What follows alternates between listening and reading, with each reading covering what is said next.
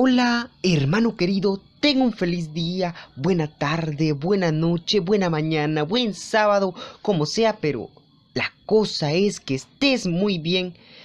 Es un honor, un placer tenerte de vuelta aquí escuchando el comentario de la escuela sabática. Y vamos a estar estudiando la lección número 12 titulada El deseado de todas las gentes. Qué interesante lección, ya estamos llegando a la penúltima lección de este trimestre, es decir, ya lo vamos a finalizar.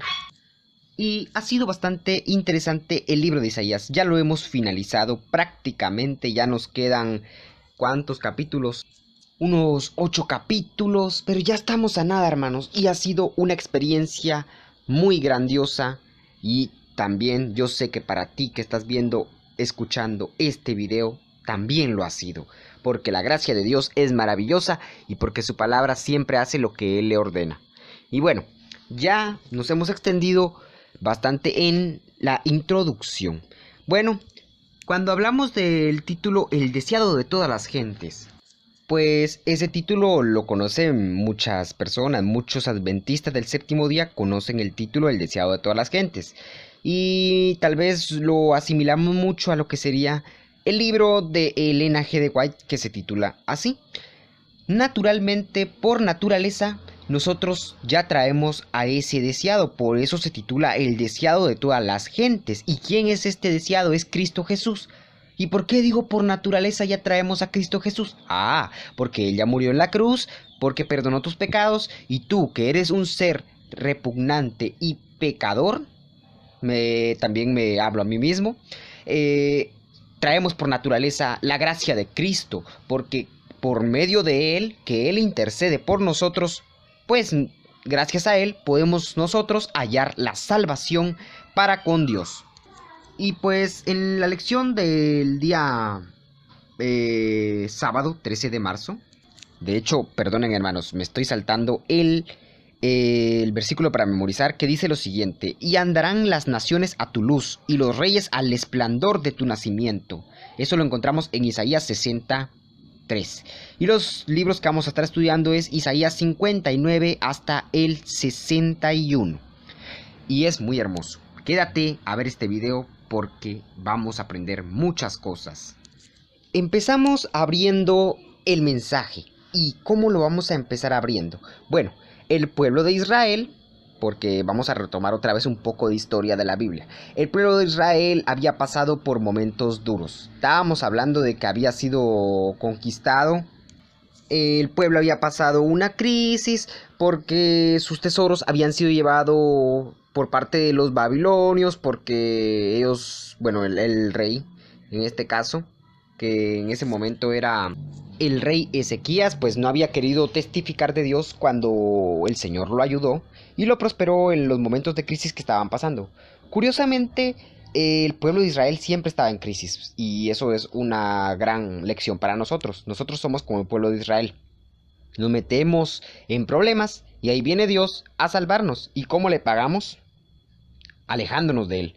Y entonces caemos al versículo de Isaías 59:1, que dice lo siguiente: la mano del Señor no se acortó para salvar, ni se agravó su oído para oír. Dice 2, sino que vuestras iniquidades os han separado de vuestro Dios, y vuestros pecados han ocultado su rostro de vosotros para no escuchar, porque vuestras manos están contaminadas de sangre y vuestros dedos de iniquidad.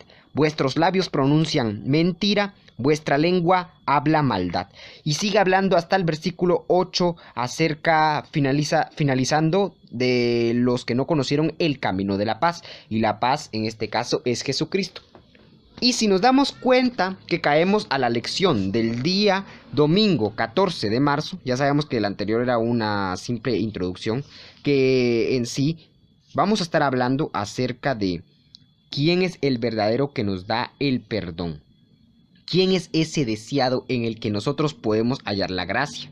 Porque el pecado que estaba cometiendo el pueblo de Israel era de que ellos creían que alguna acción podrían hacer para hallar gracia ante los ojos de Dios, pero no hallar gracia de decir misericordia. No, ellos pensaban que más de alguna acción iba a hacer cambiar el parecer de Dios hasta tal punto de hacerlos como perdonados, pero por sus mismas acciones. Ellos habían dejado atrás lo que sería el perdón por medio de Jesucristo. Ellos pensaban que podían hacer algo por su misma voluntad que los pudiera llevar a la salvación. Y enloqueció el pueblo. Empieza, pero el Señor no nos escucha. Si eso lo analizamos en el capítulo anterior de Isaías, que si se acuerdan en el capítulo 58, el Señor dice en el versículo 3, dicen, ¿por qué ayunamos y no hiciste caso? Nos humillamos y no te diste por entendido. Sin embargo, buscáis vuestro propio gusto y oprimís a vuestros trabajadores. Y bueno, aquí viene Isaías y sugiere una nueva pregunta. Y dice, la mano del Señor no se acortó para salvar ni se agravó su oído para oír. Entonces, ¿a quién le creemos? Le creemos al pueblo mentiroso y pecaminoso que decía, pero es que el Señor no nos escucha, nosotros estamos ayunando. Bueno, hay que entender algo muy importante y que nosotros podemos llegar a ser como el pueblo de Israel. El pueblo estaba pasando por guerra, por crisis, estaban esclavizados, estaban desesperados, estaban orando y suplicando, Señor, sálvanos porque estamos oprimidos por el enemigo. Y curiosamente también el enemigo siempre viene del norte y del sur. Entonces el pueblo de Israel estaba oprimido, estaba en la esclavitud y ellos suplicaban un salvador. Pero el pueblo se enfocó en algo que los llevó bastante a la perdición. Y ellos se enfocaron en las normas religiosas. Y hay que entender algo. Las normas religiosas son muy importantes. Pero las normas religiosas no llevan a la salvación. Y entonces el pueblo de Israel estaba suplicando a Dios que los salvara porque estaban en crisis y necesitaban ayuda, necesitaban salvarse, pero ellos no se querían salvar por medio de Jesucristo. Se querían salvar por medio de las acciones que hacían. Se enfocaron en el ritual tiene que estar así a la perfección, que tenemos que ayunar así a la perfección, que respetemos el sábado así a la perfección. Pero no. El Señor ya había dejado claro, si no mal recuerdan, en Isaías, en los primeros capítulos de Isaías, no me recuerdo qué capítulos específicamente, pero hablaba acerca de que cuál es el verdadero, la verdadera forma de adorar a Dios, y no es el hecho de ir todos los sábados a la iglesia. Eso no lleva a la salvación. Lo que lleva a la salvación son varias características que tenemos que tener, como por ejemplo amar al prójimo, servir al prójimo. Ese es el verdadero ayuno que hablábamos en la anterior lección. No se trata de dejar de comer. Bueno, pasemos al siguiente punto, hermanos, que es cómo Dios ignora a su pueblo. Dice que Dios, al recibir las palabras del pueblo, lo que decide Dios es ignorarlos, porque no les quería decir Dios directamente, miren, ustedes no les quiero recibir porque están haciendo algo mal, sino que Dios, por medio de Isaías, con su infinito amor, se acerca al pueblo y les dice, vuestras iniquidades os han separado de vuestro Dios. Bueno, ahí está la primer clave del pecado. Estamos hablando del origen del pecado como punto 1. ¿Y qué es lo que causa el pecado? El pecado causa separación de Dios. Los pecados ocultan lo que es los propósitos divinos de Dios, afectan nuestra intimidad divino-humana con el Creador. El pecado aleja de Dios y afecta nuestra relación divino-humana con el Creador. Y por eso entonces ese pecado es lo que causa división en lo que sería Dios y nosotros. Perdonen los ruidos, hermanos, no les digo pues que a veces se me es complicado hacer las grabaciones. Pero bueno, entonces, así como el pecado es muy, pero muy malo, siempre hay alguien que lo origina, y ese es el enemigo. El pecado pues busca destruir nuestra vida, camuflarnos lo que sería de hacernos pensar, esto está bien, el pecado te va a traer felicidad, y al final te termina dejando destruido. Tal como pasó como en Génesis 3:8 de Adán y Eva, que al principio se ve dramatizado cómo es que ocurre la acción. Adán y Eva come del fruto, le da a Adán. Adán come también del fruto, se dan cuenta que están desnudos y terminan cubriéndose, escondiéndose de la presencia de Dios, afectando entonces en la relación del humano con Dios. El momento en el que ellos vivían en el jardín del Edén era muy hermoso, por la sencilla razón de que ellos se comunicaban directamente con Dios, pero cuando pecaron sintieron ese mal en ellos y ya no se sentían dignos de estar delante de la presencia divina y santa de Dios. Y por eso pues la santidad y el pecado son cosas que no compatibilizan. Y bueno, pues el pecado, ¿qué es? ¿Qué es lo que significa el pecado? En pocas palabras, es un rechazo a Dios. El pecado te hace rechazar a Dios, como fue con Adán y Eva. Dice en Génesis, Adán, ¿dónde estás? Y ¿qué les dice Adán y Eva? Tuvimos miedo y nos escondimos. Imagínense, el pecado nos hace reconocer nuestra maldad y nos hace escondernos de Dios porque ya no nos sentimos dignos de su presencia, porque es tanto su esplendor, es tanta su santidad que el ser humano pecador no se siente digno ni siquiera de ver a Dios en los ojos. Y bueno, pues a pesar de que el pecado también causa un distanciamiento entre Dios y el ser humano, aún hay esperanza.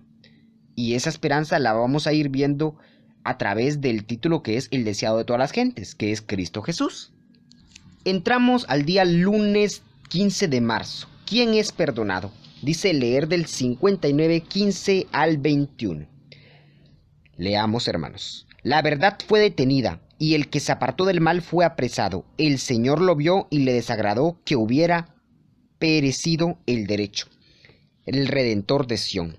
El Señor vio que no había hombre y se maravilló, que no hubiera quien intercediese y lo salvó su brazo, lo afirmó su propia justicia. Se vistió de justicia como de coraza y colocó sobre su cabeza el yelmo de la salvación. Se vistió de ropa de venganza y se cubrió de celo como de manto. De acuerdo a sus hechos, así retribuirá con ira a sus enemigos y pagará a sus adversarios. Retribuirá a las islas según lo merecen, y desde el occidente reverenciarán el nombre del Señor y desde el sol naciente su gloria. El enemigo vendrá como río crecido, pero el Espíritu del Señor levantará bandera contra él. El Redentor vendrá a Sión, a los que en Jacob se conviertan de la iniquidad, dice el Señor. Y este será mi pacto con ellos, dice el Señor, mi espíritu que está sobre ti, y mis palabras que he puesto en tus labios no faltará de tu boca, ni de la boca de tus hijos, ni de tus descendientes, dice el Señor, desde ahora y para siempre. Y bueno, aquí se va abriendo acerca de lo que es la próxima redención. No puede basarse en la falta de pecado, tal y como lo ve acá, porque anteriormente en el mismo capítulo 59 se habla acerca del pecado de Israel, de cómo Dios les dice por cuál razón los había decidido ignorar, y entonces viene y dice Dios a través de Isaías que se maravilló que no hubiera nadie justo en la tierra. ¿Y cómo es eso? Por ejemplo, en el versículo 16 dice, el Señor vio que no había hombre y se maravilló que no hubiera quien intercediese, y lo salvó su brazo, lo afirmó su propia justicia. Aquí se refiere de Cristo Jesús. El Señor se maravilló por la simple razón de que no existe hombre puro, fiel en la tierra que pueda reemplazar a Jesucristo. Por eso, esto es un plan de redención para nosotros. Por eso dice el Redentor de Sión. Ahora les pregunto, ¿quién es Sión? Sión, pues, es la iglesia. Hoy en día Sión es la iglesia, aunque allí se representa como una ciudad, pero no es así. Sión es la iglesia. También en los tiempos de antes, pues, era diferente.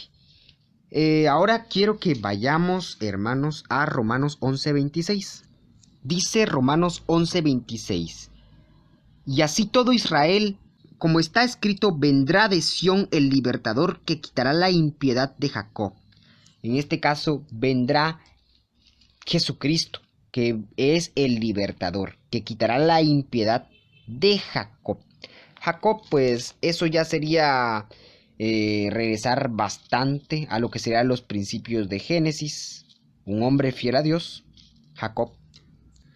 Y también pues se hace una pequeña similitud en lo que sería el repaso de la lección acerca del pacto de Dios a Abraham, que también él es parte del libro de Génesis, y que ahí se menciona de cómo iba a ser la prosperidad de generación en generación acerca de lo que sería el personaje Abraham. Pero ya no voy a hacer mucho hincapié en eso. Y ahora entramos a lo que sería el verdadero significado de la ley. Romanos 3, 20 y 23 vamos a leer. Porque por las obras de la ley ninguno será justificado ante él, ya que por la ley se conoce el pecado. Por cuanto todos pecaron y carecen de la gloria de Dios. Y ahora nos vamos al capítulo 7:7. 7:7 dice lo siguiente. ¿Qué diremos, pues? ¿Es la ley pecado? De ninguna manera. Al contrario, yo no hubiera conocido el pecado sino por medio de la ley, porque tampoco hubiera conocido la concupiscencia si la ley no dijera, no codiciarás. ¿Y qué nos quiere decir esto resumido? Que a través de la ley nosotros no nos salvamos. A través de la ley nosotros conocemos el pecado para transformarnos a través de la oración por medio del Espíritu Santo. Por eso el propósito de la ley en un mundo pecaminoso no es salvar, sino señalar el pecado. Pero ahora entra una característica muy importante que nosotros tenemos que tener, y es la fe. Porque dice que la fe obra por el amor. ¿Y qué quiere decir esto? Que si nosotros creemos en Dios como Él es el amor, Él va a hacer la obra de conversión y no las leyes. No importa cuántas leyes tú respetes, no importa, no vas a ser transformado. Si tú estás esclavo de un vicio como lo era el pueblo de Israel, no vas a lograr salir de él, porque a pesar de que respete las leyes al pie de la letra y estés diciendo, es que yo no entiendo por qué caigo, si yo estoy respetando la ley, pero es que la ley no te va a hacer salvo, el único que te va a hacer salvo es Jesucristo. Por ejemplo, leamos Santiago 2:26 y dice así, así como el cuerpo sin espíritu está muerto, así también la fe sin obras está muerta. Y bueno, hay algo muy importante que entender. Las obras también se relacionan con lo que es la fe. Es cierto que las obras no te hacen salvo, la fe sí te hace salvo, porque la fe crees en las promesas divinas de Jesucristo y a través de la gracia de Él, tú puedes hallar lo que es el perdón de los pecados. Pero, obviamente, no me vas a decir que vas a poder hacer buenas obras, pero no quieres creer en Jesucristo. Eso es algo que no va acorde, y hasta la forma en la que lo dije suena extraño porque son palabras totalmente distintas. La fe es creer en Dios y las buenas obras pues es hacer el bien a otros, es practicar la benevolencia. Y entonces si Jesucristo es bueno y las buenas obras son buenas, valga la redundancia, entonces ¿cómo no va a ser complementario el hecho de relacionar a Jesucristo con las buenas obras si la Biblia nos dice que Jesucristo es bueno? Entonces, por eso decimos que cuando nosotros creemos y aceptamos a Cristo como nuestro Salvador, es decir, depositamos toda nuestra confianza en Él y adquirimos el valor de la fe, entonces proviene lo que sería reflejar el carácter de Jesucristo.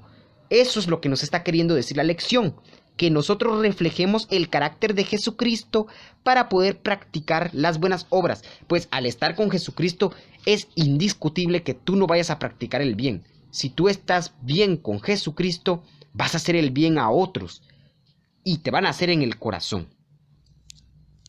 Ya caemos a Isaías 61:2. Vamos a leer Isaías 61:2.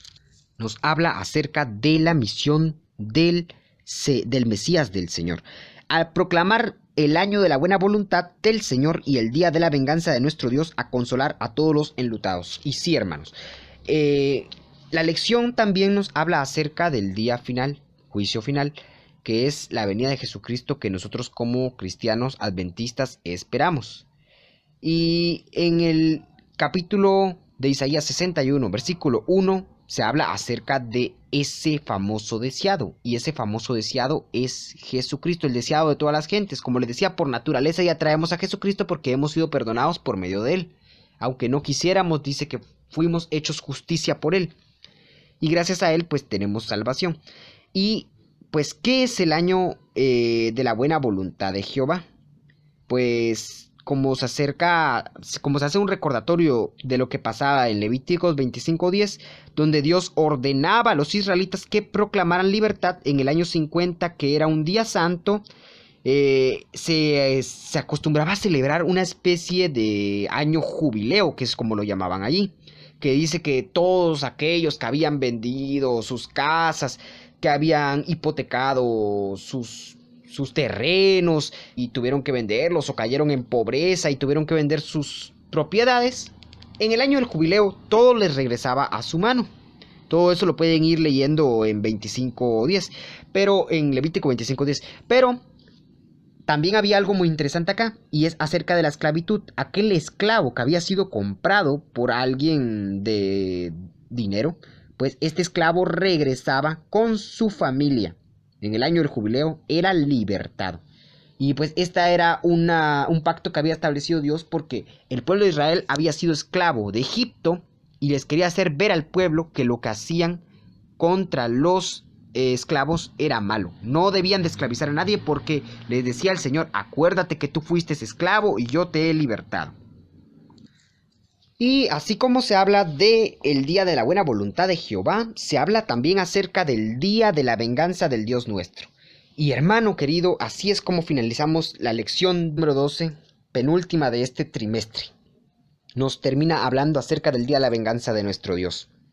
¿Cuál es ese día? El día en que el Señor Jesucristo venga por su pueblo, cuando venga a traer a Sión, cuando el Redentor de Israel venga a redimir a su pueblo. Y para ir finalizando, tengo aquí reservado lo que sería Mateo 24, Marcos 13 y Lucas 21 para un próximo video, que son temas que me parecen interesante estudiar porque hablan más detalladamente acerca de la venida de Jesucristo y unos puntos importantes acerca de la salvación. Por último, quiero que vayamos a 2 de Tesalonicenses 1:8. Dios permite que la maldad, que el malo, que el impío sigan su camino. Como lo dice en 2 de Tesalonicenses 1:8, castigará a los que no le obedecen su mensaje ni quieren reconocerlo, y los destruirá para siempre. Los echará lejos de su presencia, donde no podrán compartir su gloria y su poder. Hermano querido, si tú estás perdido, si tú hoy en día piensas: no, ya estoy muy lejos de los caminos de Dios, ya no tengo derecho a la salvación, ya no puedo ser salvo porque ya me fui más de lo normal. No, déjame decirte que no hay lugar, no hay gran lejanía para los caminos de Dios. Los caminos de Dios siempre están cerca y son disponibles para todos. La cosa es que tú le abras el corazón a Dios si no quieres que te pase lo que dice la promesa final en 2 de Tesalonicenses 1:8, que destruirá el Señor a los que no lo quisieron obedecer y lo rechazaron. La cosa es que Dios no te va a obligar, Dios no te va a venir y te va a traer con una cadena como que si fueras un perro. Dios te ama tanto, pero entre ese tanto amor tiene que permitir que tú sigas tus caminos llenos de maldad. Hermano, por favor, reflexiona acerca de tu vida. Acepta a Jesucristo como tu Salvador. Jesucristo te ama. Jesucristo solo pide tu corazón. Por eso es importante que tú busques primeramente el reino de Dios. Ora al Señor si es que te sientes mal, si es que te sientes en los caminos malos. Ten en cuenta que Dios te promete salvarte y además te hace la promesa que un día acabará con ese enemigo que te viene torturando por esa esclavitud que tú tengas, que estás esclavo de un vicio, que no puedes salir de un lugar, que estás pasando mal situación económica, familiar. El Señor promete librarte de esas cadenas. Acepta a Jesucristo. Amén.